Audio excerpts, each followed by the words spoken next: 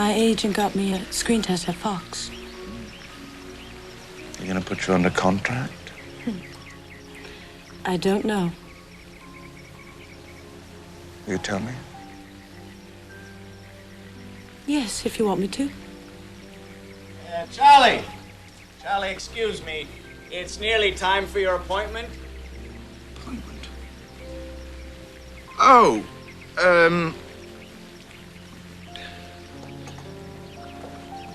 who's it with, Frank? Fred. Fred. Not a stare again. That's right.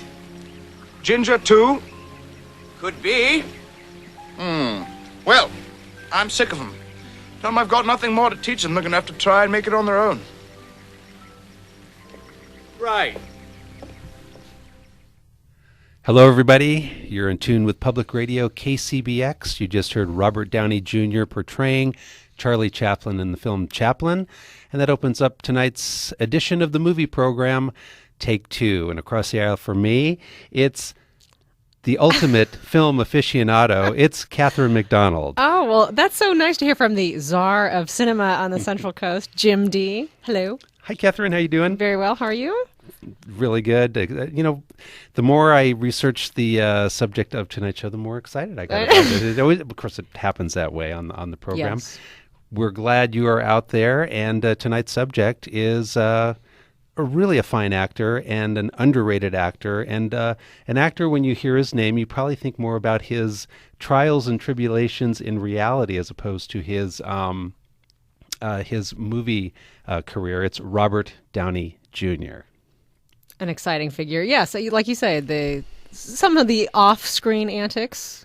Well, I was take a lot of the show, but really, I think that in our discussion tonight, we're gonna find that he's somebody to take note of as an actor on screen. Very much so. I mean, just looking at his career, how lengthy it is, I should say, and the fact that it is revving up, so to speak, despite those trials and tribulations.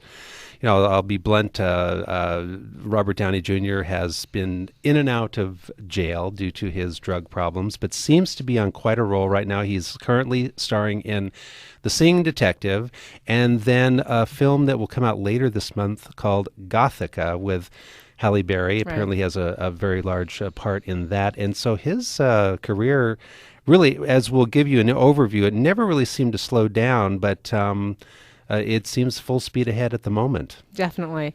And you kind of gave us a good setup to the fact that Robert Downey Jr., in a lot of ways, I think of him as almost like a character actor. He's got a lot of significant parts in different films.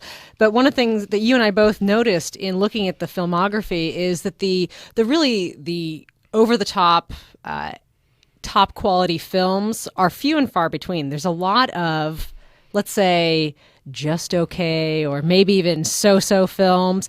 But Robert Downey Jr. is one of these characters that he is an actor that I think many, many people will say, oh yeah, he's a great actor. Oh, I love Robert Downey Jr. He's so great.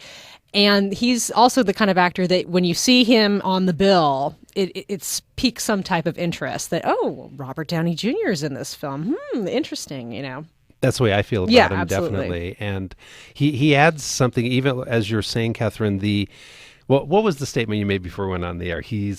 It was... About the character? Yeah. I really think that he's a character actor with leading man goods, if I may. and he's displayed them. I think it's a perfect statement for Robert Downey Jr., just because in a lot of the films that I was scanning through today and looking at, his smaller roles lend a lot to the whole, but then as we heard in the opening clip, Chaplin, he was absolutely remarkable. Right. And if you haven't seen Chaplin, directed by Richard Attenborough, a great cast, and Robert Downey Jr.'s talents in full spectacle, showing the career of Chaplin from young. The film is actually narrated. It's almost a flashback. It's the elder Chaplin talking to Anthony Hopkins and relaying his life. It's quite a showcase. A lot of the materials that I saw about Robert Downey Jr., specifically in the film Chaplin, referred to the fact that he was nominated for Best Actor that year for an Oscar for Chaplin, and more times than not, it said, unfortunately not winning, or the fact that he did not get the Best Actor seemed to be sort of a real loss. I can't even think of who won Best Actor that year, but really Robert Downey Jr. in that role stood out so clearly amongst again a filmography that is not always filled with the leading roles.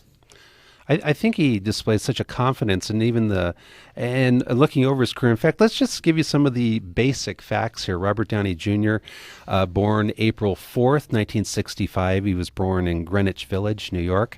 And the name Robert Downey Jr. immediately when he came on the scene, tweaked my memory, because his father was what you would call an alternative independent filmmaker. Underground, maybe. Yeah. And, well, I was taken by a number of his films, like Greaser's Palace, in which Robert Downey Jr., I guess, has a fleeting moment. He must just be a kid. And then, I don't know if you've seen Putney Swope, but directed by Robert Downey Jr.'s father, and it's a hoot, and it's very poignant. It's a great film from the late 60s.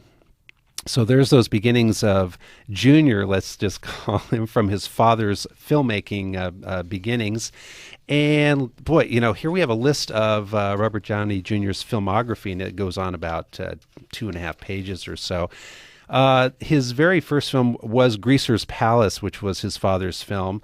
Actually, that was his second film.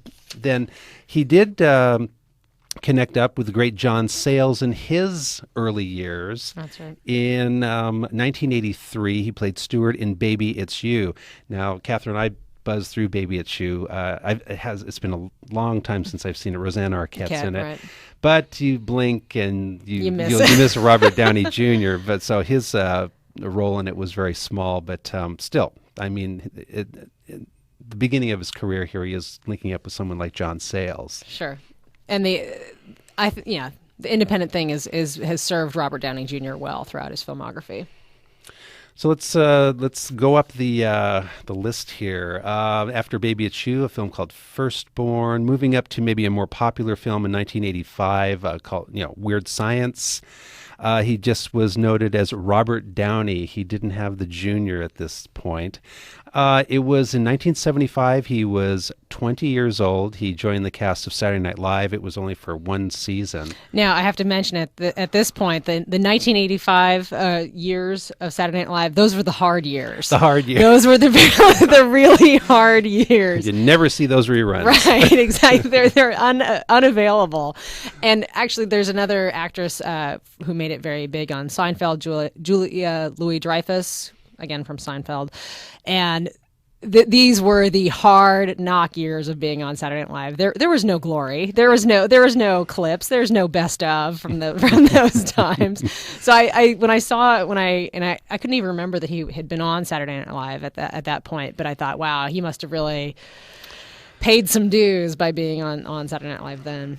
Well, Catherine, too, when you mentioned that some of his films aren't real breakouts or something that you would... the reason I mentioned his problems with drugs and that sort of thing, you mentioned that name and you would probably think about that more than some of the films he was in, even though we tonight want to share with you some of the better films that he has been in and ones that are really worth renting, and of course his monumental performance in Chaplin. We want you to hopefully think of some films you can grab and see this guy working great in front of the camera. He is quite an actor. Right after his stint on Saturday Night Live from the 1985-86 series, Back to School in 1986, see, he gets out of Saturday Night Live and he just gets right back into the movies. Sure. He didn't really stop him and maybe get that stigma that Saturday Night Live sometimes, sticks on you. Right. Here's the Saturday Night Live spin-off character, and it's usually a terrible movie. Okay. In 1987, Robert Downey Jr. starred in a fanciful film called The Pickup Artist, and that pretty much explains the movie. I mean, the title that says it all. It pretty much says it all. I saw some clips of it today, and we don't have any clips for it for you tonight, but kind of a light romantic comedy. He's real likable, and he's a pickup artist. And the remarkable thing about this actor is in the same year, 1987, he made Less Than Zero. And I think that talking about these two films kind of as a juxtaposition, really The Pickup Artist with Molly Ringwald, and Robert Downey Jr. was of the age at the time when the Brat Pack was really taking over the cinema scene, so to speak. Nice alliteration there. And but was not pigeonholed into that Brat Pack mold. He did not stay. He might not even really be considered an official Brat Packer, so to speak. But then to see him in Less Than Zero with this sort of warped Bret Easton Ellis, drug-addled, this picture of this artificial society in California, Less Than Zero has become a catchphrase to describe, drug-frenzied, losers.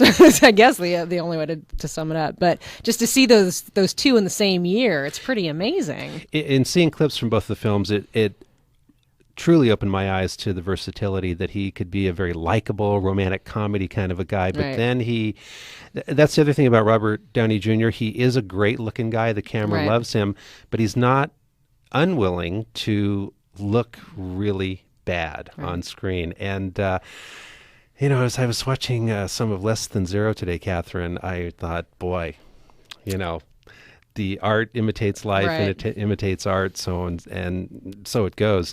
Here is a scene from Less Than Zero from 1987. This is Robert Downey Jr. as the character Julian, who is completely strung out and going to his father for help.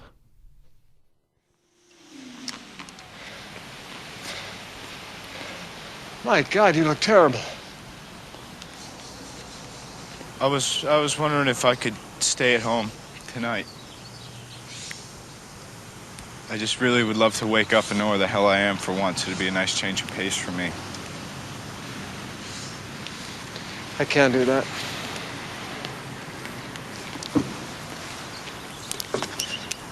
Well, I wouldn't ask, except it's just that my options are real kind of limited right now, Julian, we've been through this 100 times. No, 101, actually. You conned your way through rehab. You lied. You stole. And look what you've done to our family. I know, but why don't you just give me a break? I just need you to be my father for one goddamn day. Just help me.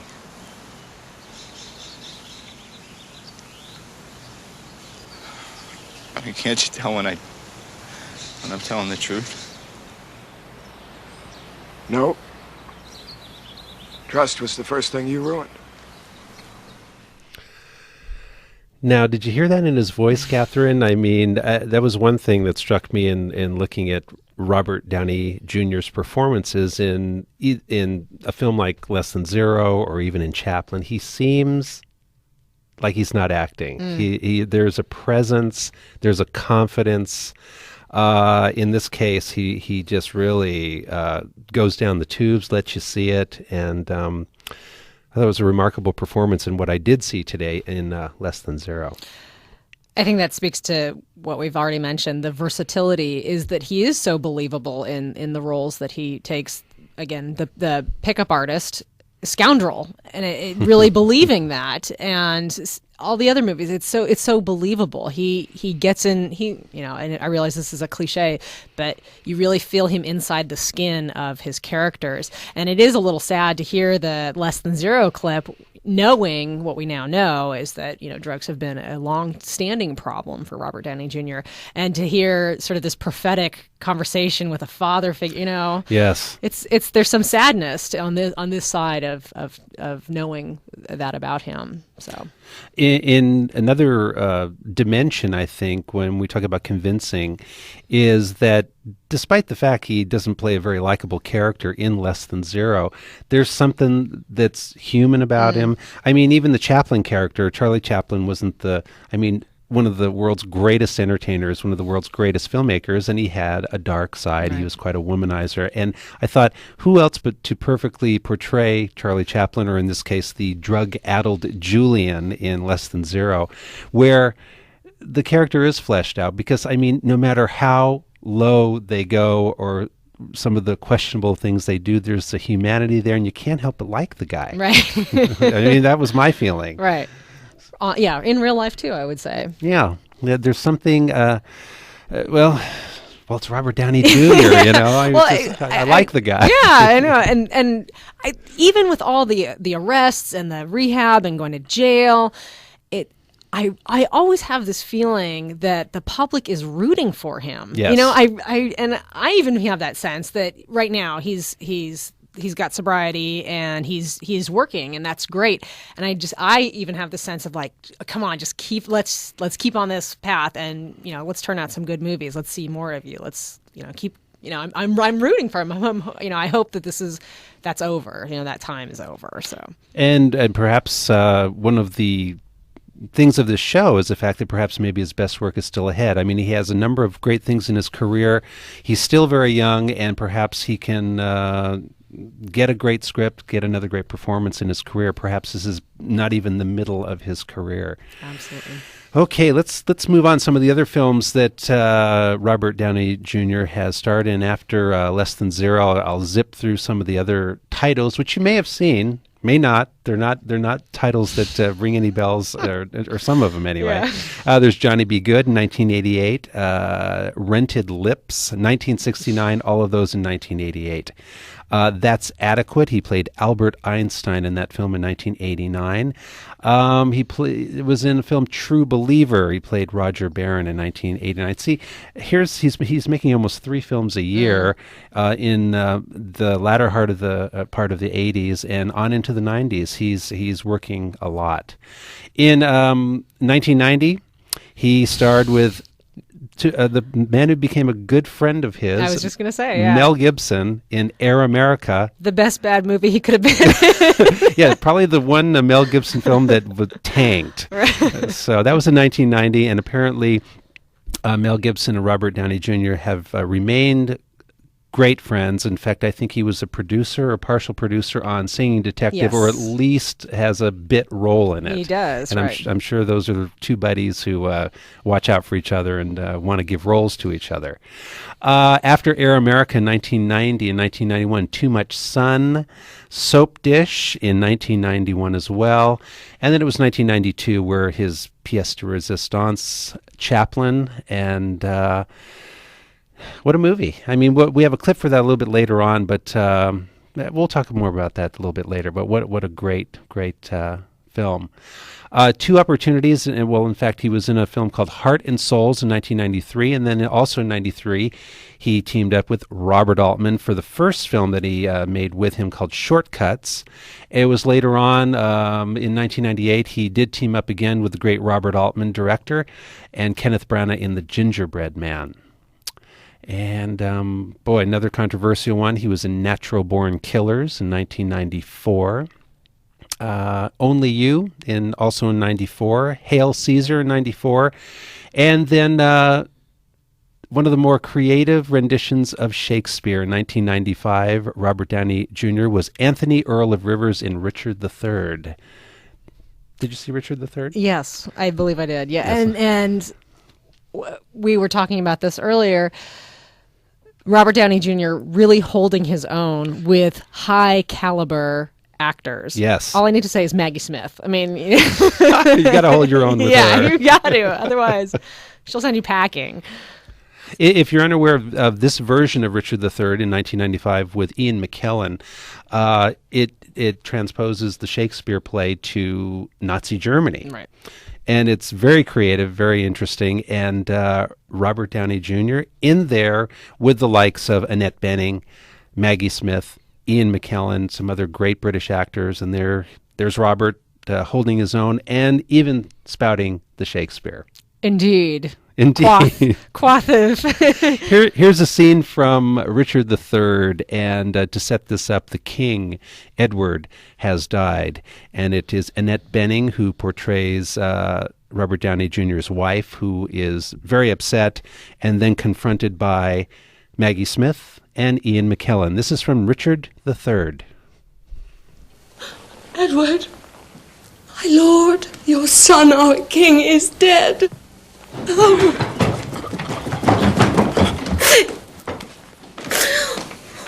are the branches now the root is withered? Why wither not the leaves, the sap being gone? Alas, I am the mother of these griefs. On me pour all your tears. I am your sorrow's nurse. Elizabeth, have comfort. We all of us have cause to wail the dimming of our shining star. Though we have spent our harvest of this king, we are to reap the harvest of his son. Sister, think you like a careful mother of the Prince of Wales, your son? Send straight for him, let him be crowned. In him you'll comfort lies. Meseemeth good that with some little train the prince be brought to London to be crowned. Why with some little train, my lord of Buckingham? Lest by a multitude, dear sir, the new healed wound of civil war break out. I hope the king made peace with all of us. And the compact is firm and true in me. And so in me. And so I think in all. Therefore I say, with noble Buckingham, it's fitting that so few should meet the prince. Prime Minister? So say I. Then be it so. Ian McKellen, Annette Bening, Maggie Smith, and Robert Downey Jr. from the very interesting interpretation of Shakespeare's Richard III transposed to Nazi Germany. Perhaps a little difficult to discern all that was going on in that scene, but just making the statement that in Shakespeare, Robert was at home. Absolutely. And it's a great film. I highly recommend that if you haven't seen it. It's a very interesting introduction to Shakespeare. And just what you said, it's hard to discern. Really, he doesn't stand out as a liability in this film at all. You wouldn't imagine that at all. So none whatsoever. Let's move on the list. He played a very eccentric relative in Home for the Holidays with Holly Hunter. That was in 1995. I remember he was sort of the fun-loving but kind of scary cousin. Yeah, the black sheep, shocking. yeah. The family reunion, and when Robert Downey Jr. shows up, boy, I mean, all hell breaks loose. Home for the Holidays, that was 1995. He was in a TV film, Mr. Willoughby's Christmas Tree, in 1995, a television-made film. And then I would like to put out a film that is just a wonderful and very tongue-in-cheek companion piece to Richard III.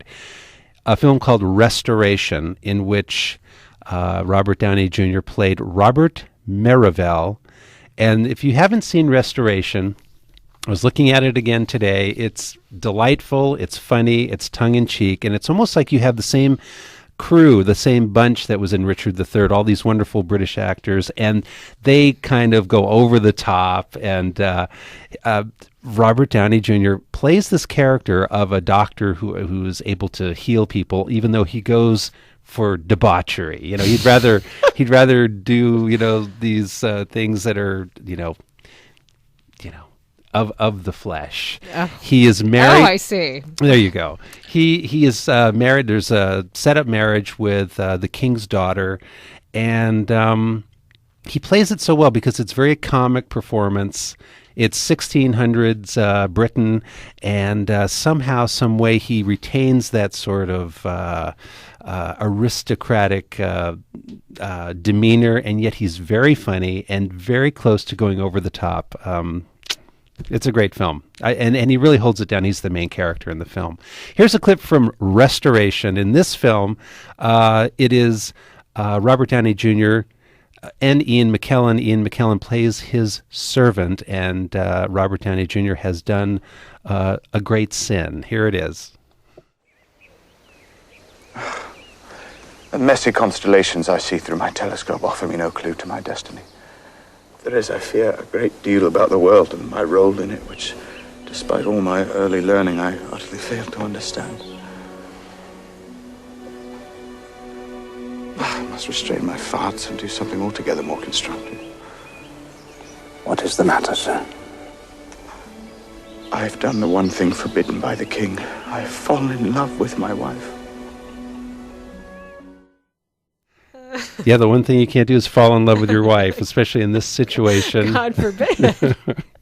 So that's a film that had a little bit of play in theaters, but really didn't get the recognition it deserved. Sam Neill is in it. I believe Meg Ryan is in it. That is Restoration from 1995, but the reason to see it is Robert Downey Jr. That's who we're talking tonight on Take Two, the movie program on KCBX. And let's continue the list of films of Robert Downey Jr. After Restoration, a film called Danger Zone in 1996, One Night Stand in 1997, and then what was almost like a play. A one-act, one-room, one set play. 1997, Two Girls and a Guy. I want to mention something about this film, not because it's really great. Heather Graham is in it, and I can't remember the other actress. Who the other girl is, yes. Yes, the other girl of the title. Robert Downey Jr. sings in this song an a cappella version of You Don't Know Me. And for me, this was the first time that I found out Robert Downey Jr. can sing. Yes. He's got pipes. He's got pipes. He can really sing. And this movie, I'm not going to send people out just to rent it just to hear that, but that showed me a sort of a diverse side, not only just the actor, but the singer. And most people who are surveyors of entertainment, that they already know Robert Downey Jr. can sing because he made such an impact on television singing in Ally McBeal. But we can talk about that in a little bit. But I would say that's probably the only thing to really note about two girls and a guy. The thing about that film too is it has sort of a theatrical feel. I mean, and what is interesting about Robert Downey Jr. is the fact that he would take on something that is so contained, so theatrical, and I wonder how some of the bigger stars, I mean, like his good buddy Mel Gibson. I mean, even though Mel Gibson tried out Hamlet, early 90s or so, I almost feel that here is more proof of the versatility of this fine actor and the fact that he could go to the stage, I believe. I think he can embrace the stage. He seems to have a theatrical grounding, but he can do drama, and then he can do comedy. Right. He really can do comedy. Also, just since we've talked about things chronologically, 1997 is just after his first drug arrest. Oh, so okay. Getting into this role, I remember even when it came out, it was kind of like, oh, here he is, he's back. That sense of like, okay, Robert, this is the first film after this whole thing has taken place. It was an independent film. It kind of made more of the art house circuit than the mainstream theaters, and I think that was kind of a smart move on his part. Perhaps from a business standpoint, because it's getting in there, it's doing some challenging material. I think that theatrical one act, small contained space kind of feel to it is probably more challenging material, and I think that probably gave a little bit more credence to the idea of him being back and ready to go. Although we found out, he wasn't. He had some other problems, but at the time, that seemed to be the overriding feeling when that movie came out. I think overall he does take chances, despite the fact that these movies aren't ones that you may specifically remember or were big hits in any way, shape, or form. He does like to work. Yeah, I look at him as like a blue collar actor. He likes to stay working, but like you said, Catherine, he goes for the challenging stuff. And I think there was a quote here, like I'll maybe dig it out at some point, but he does go for the challenge, and the harder the challenge, the better he likes it. Okay, so Two Girls and a Guy was 1997. After that, a film called Hugo Pool. Boy, I don't know a lot of these. I wish I did, but this is the filmography. You don't know Hugo Pool? No, sorry. Nevertheless, he did star in it. And then his next team up with the great director Robert Altman was in 1998 with Kenneth Branagh in The Gingerbread Man. And the interesting thing of this, if you can imagine Kenneth Branagh and Robert Downey Jr. with Southern accents, they both pull it off pretty well. Okay, next we have a very commercial film. In 1998, Robert Downey Jr. starred in U.S. Marshals. Now, why are you laughing, Catherine? Oh, no reason. I don't know why. Well, we have a quote, right? Okay, all right. Catherine found a great quote. Apparently, Mr. Downey Jr. did not quite enjoy being on this film, and after I've actually watched this film, so I possibly understand why. Well, now to give the listeners, U.S. Marshals is the sequel to The Fugitive right. with Tommy Lee Jones. Right. And this was hopefully kicking off the franchise of U.S. Marshal movies. Oh, yes. And I'm going to use the moratorium of I couldn't possibly ruin this film by telling Robert Downey Jr. plays a sort of, he's playing both sides. He's a bad guy, well, in the guise of being a good guy, that kind of thing. And one of his quotes is, "I'd rather wake up in jail for a TB test than have to wake up another morning knowing I'm going to the set of U.S. Marshals." Yeah, it must have been a great experience, even with Tommy Lee. Boy, oh boy. And that's interesting, too, because when you think of probably working with Robert Altman in 1998 on Gingerbread Man, Altman being a real actor's director, and prior to that, Two Girls and a Guy, a very minimalist film, there is, well, Hugo Poole's in there, too. But U.S. Marshals probably on the set of this multi-million-dollar film, and what a transition from what he's used to, and there's his reaction to it. There you have it. What a quote. Okay. Well, it is 7 o'clock. This is KCBX San Luis Obispo, KSBX Santa Barbara. You're listening to Take Two, the movie program. Catherine McDonald and I are going to head over to the concession stand, be back with more talk about Robert Downey Jr.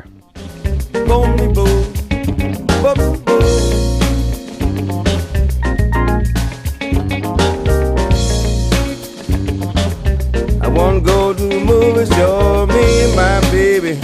Come on, let's go. On to the movie show. Let's go.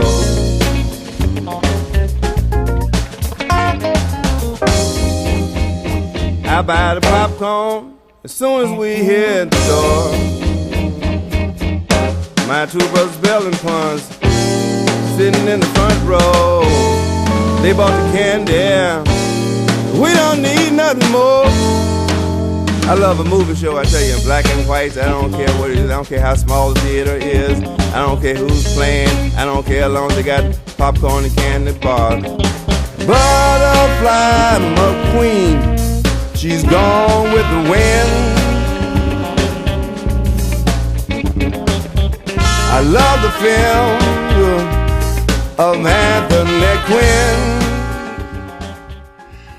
We're back on Take Two, the movie program, and we've got our popcorn and our drinks filled. And truth be told, here it is.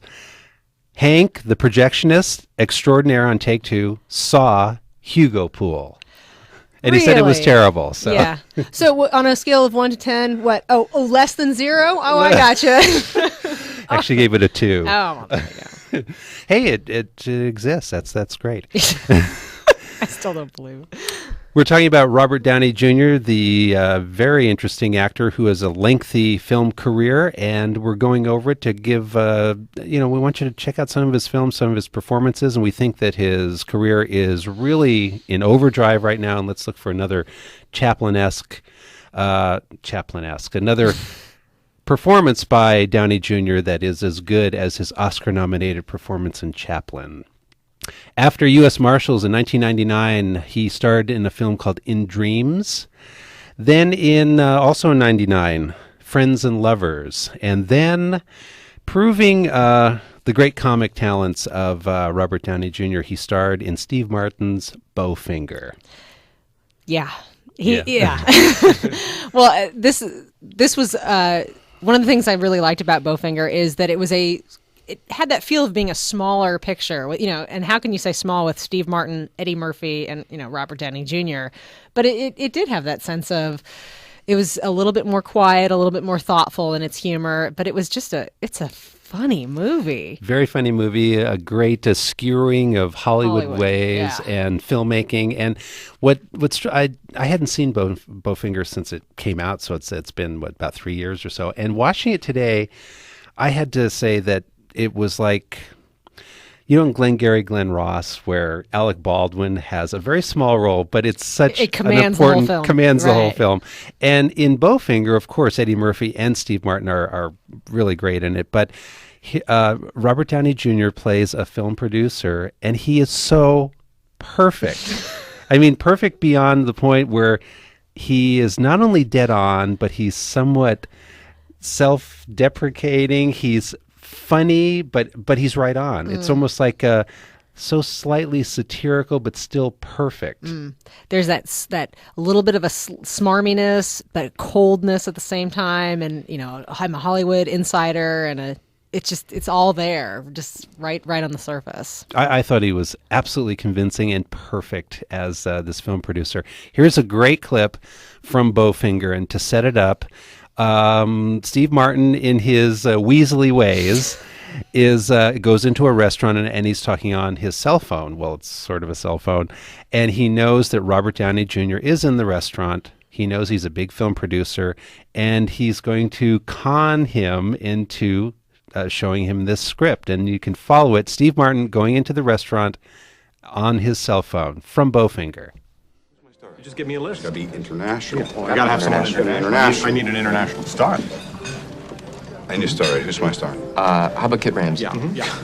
Kit Ramsey is the hottest, sexiest action star in the world. When I think of Kit Ramsey in this Avalanche movie, I get very comfortable. Yeah, well, I'm not going to get into a bidding war with Stavitz because, even if Kit Ramsey's interested, we might not want Kit Ramsey. Can you believe this? Now they try to tell us who's going to be in our movies. Yeah, get me Kit. No, get me Kit right now. How many pictures we got in the pipeline? Yeah. You don't put me on hold. I put you on hold. You put me on hold and you're a dead man. Hey, Jerry, how are you? Bobby Bowfinger Films. Right. We worked together on that thing, a couple of years ago. What the famous movie? Hey. Oh, hi, Kit. How are you? My man. How's Dolores? Good. Well, you are first in line for the script, Kit. You can't be more first than first. Can I talk to him? Huh? Can I talk to Kit? Absolutely, Kit. Hey, Kit. Got a surprise for you, Kit. Kit, I'm losing you, Kit. Oh. Got a bad line there. Oh, these cell phones are so bad. Universal is begging me for this script, but I don't want to give it to them because they screwed me once. You really ought to take a look at it. See. Yeah, take a look at it. Yeah. It starts nice. It does, doesn't it? Look what happened, man. All this. Yeah, right. Gotcha, suckers. Wow, that is a catchphrase. Isn't that good? I just saw the poster. To fully explain that clip, it's the great film producer, Steve Martin, gives him the script. He looks at the first page. Nice start. And then he goes, and then there's all this, which is all the rest of the pages. And then he goes to the last page and looks at the last line, and then he can see. Got you suckers. Yeah. Oh, I see the poster. Anyway, it's a great film, and you wouldn't think of Robert Downey Jr. when you got the likes of Eddie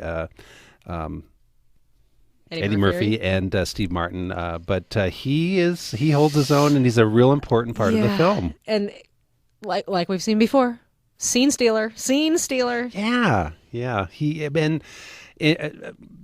Catherine, today when I was just looking at clip after clip after clip, I'm going, this is the same guy. Right. He has the same confidence, and he's extremely different people, but he's still Robert Downey Jr. with that confidence, with that with the presence.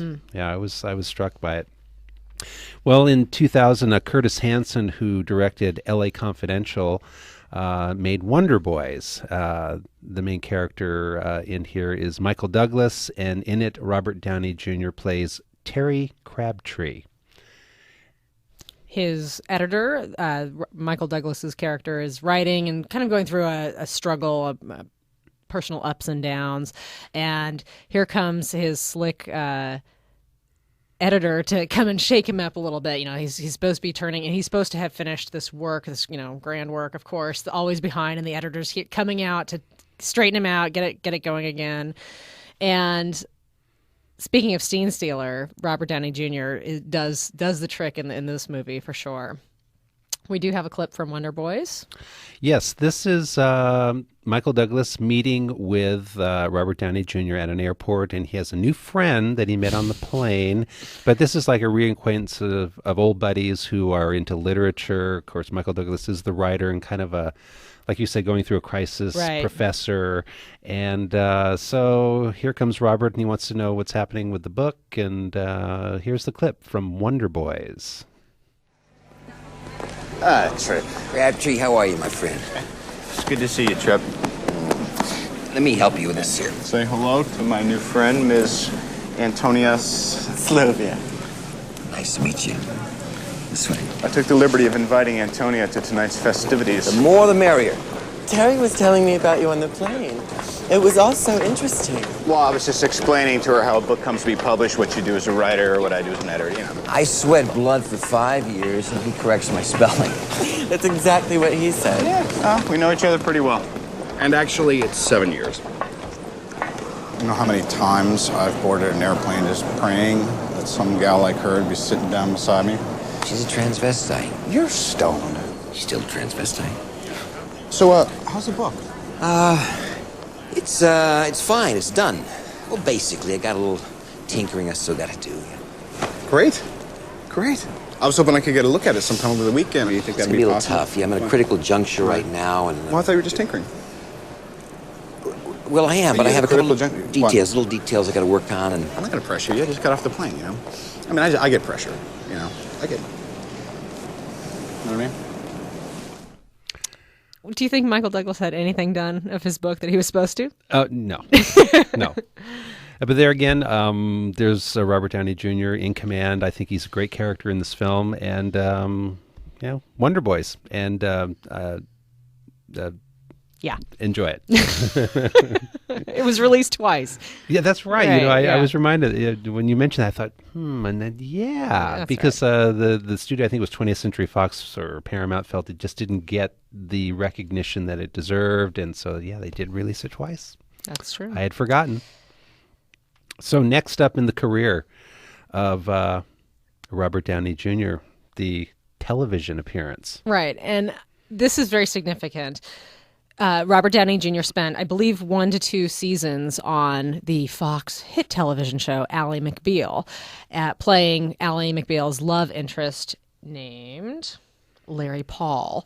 And what, again, tying the some of the real life goings on with Robert Downey Jr. and this his work on this television show, I want to call this his return to acting break. That Robert Downey Jr. had been seen as a liability because of the in and out, back and forth to drug rehab and, in fact, prison. He ended up going to jail because of his different things failing with rehab.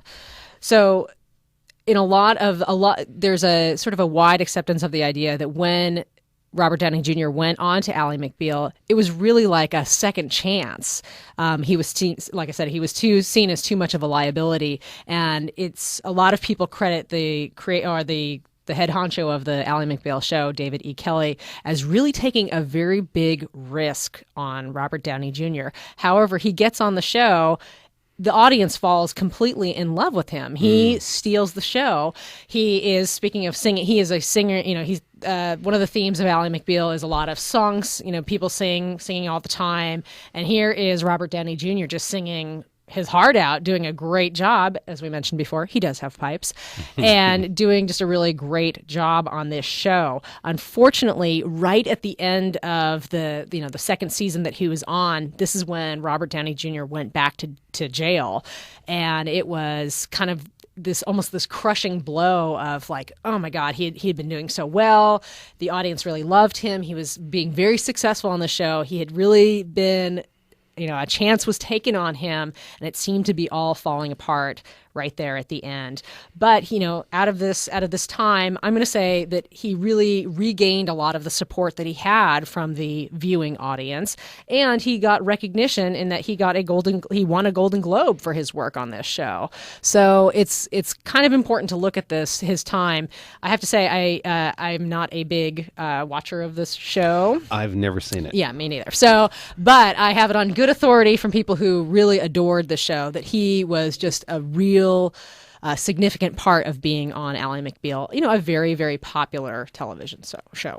And just what you just mentioned, Catherine, and all of the clips and all the films that I've seen, and probably Hank could attest to Hugo Pool, that there is an endearing quality to this guy no matter what role he plays. He can somehow humanize even the most unlikable characters. Well, would you like to talk about Robert Downey Jr.? You can call us and come on the air and chat. Tell us where you're calling from and your name. The numbers are 549-8855 or 1-800-549-8855.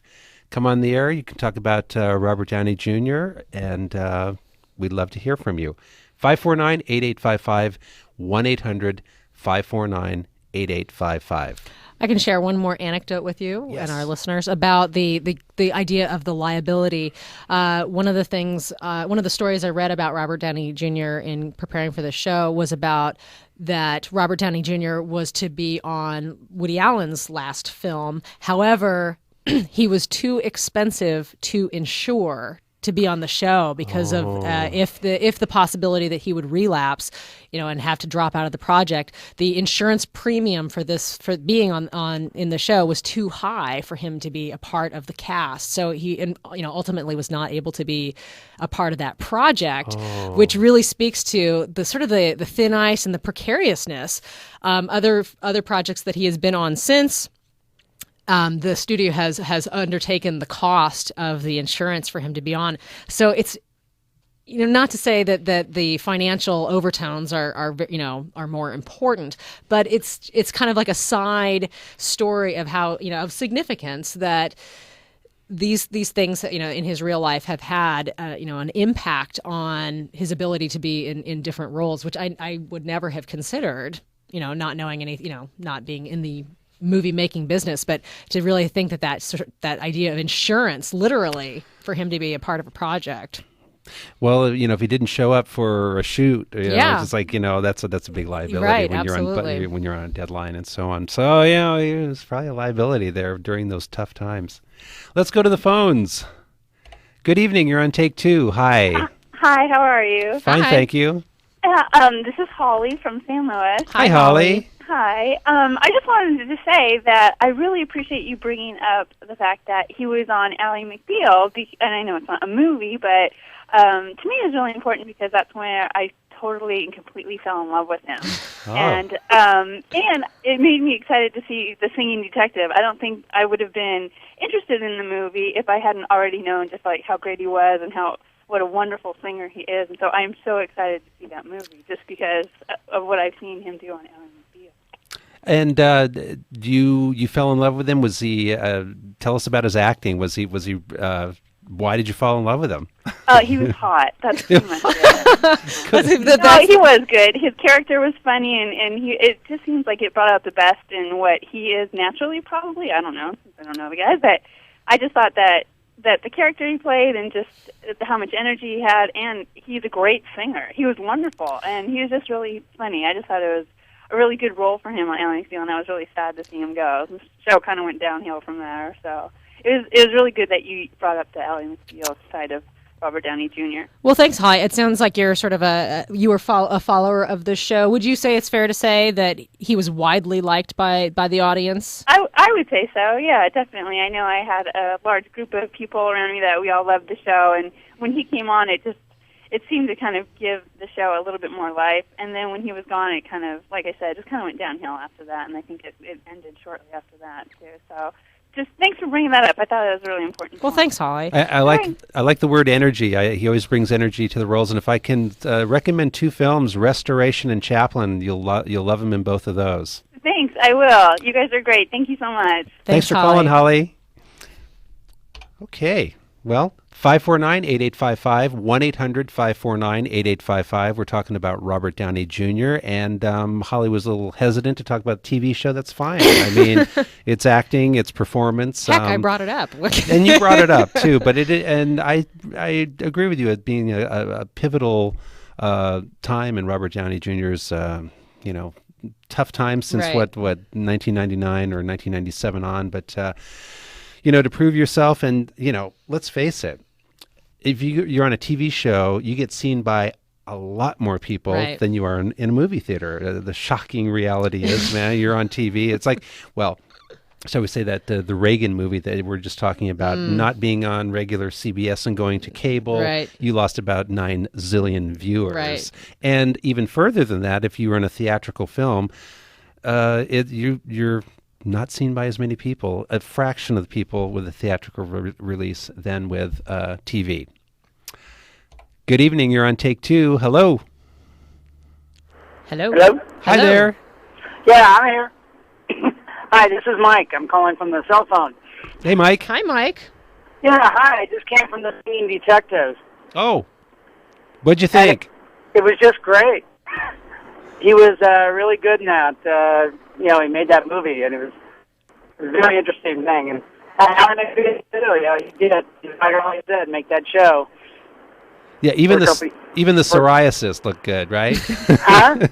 All of his skin problems. Oh, that was a little tough in the beginning. Yeah. Yes, it was. Oh, it was. Had you been a fan of Robert Downey Jr. prior to Singing Detective at all?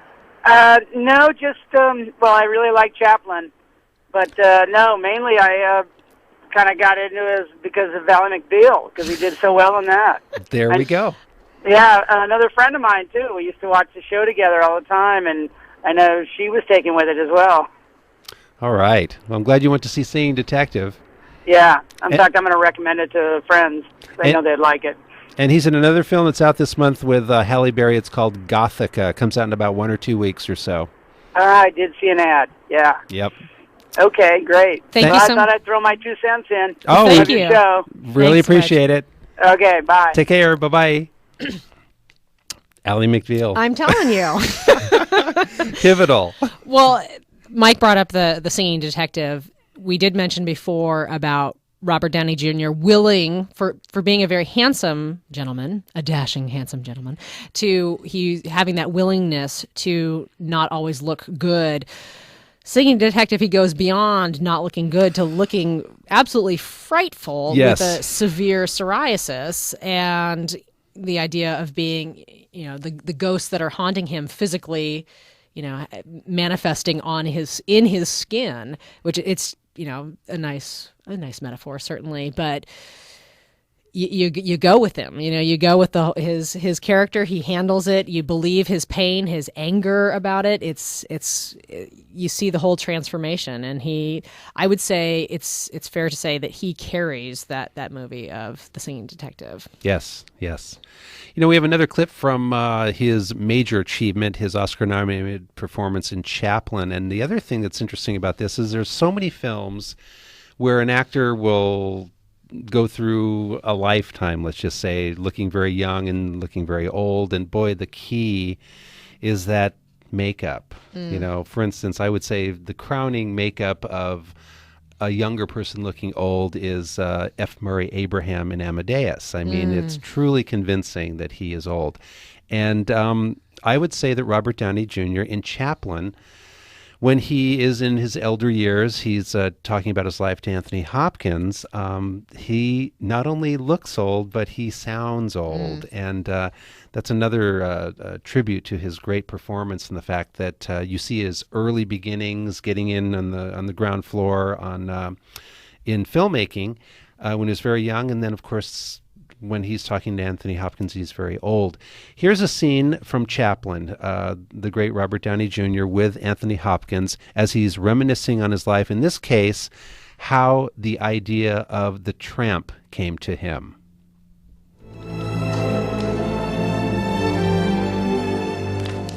Nothing quite like it. Feeling a film. But have I made it clear how much the movies terrified me? No, not really. Why?